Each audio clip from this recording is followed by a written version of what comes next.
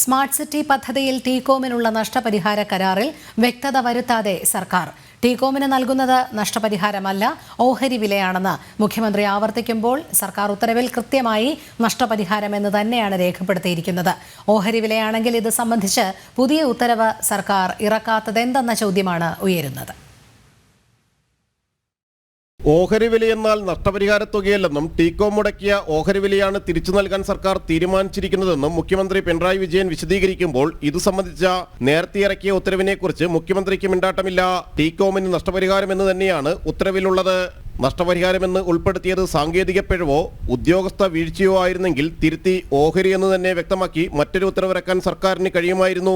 എന്നാൽ മുൻ ഉത്തരവ് തിരുത്തുകയോ പുതിയത് പുറപ്പെടുവിക്കുകയോ ചെയ്യാതെ നഷ്ടപരിഹാര വിഷയത്തിൽ വ്യക്തത വരുത്താതെ മുന്നോട്ട് പോവുകയാണ് സർക്കാർ. സ്മാർട്ട് സിറ്റി പദ്ധതിയിൽ ടീകോം വാങ്ങിയ 84% ഓഹരിയാണ് സർക്കാർ തിരികെ വാങ്ങുന്നത്.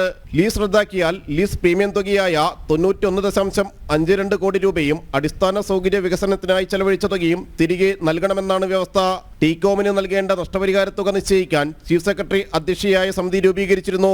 സ്വതന്ത്ര ഇവാലുവേറ്റർ നഷ്ടപരിഹാരം നിശ്ചയിക്കുമെന്നും വ്യക്തമാക്കിയിരുന്നു. ഇത് സംബന്ധിച്ച് ശുപാർശ സമർപ്പിക്കുന്നതിന് IT mission director, info park CEO എന്നിവരടങ്ങുന്ന കമ്മിറ്റിയെയും ചുമതലപ്പെടുത്തിയിരുന്നു. ജനം, കൊച്ചി.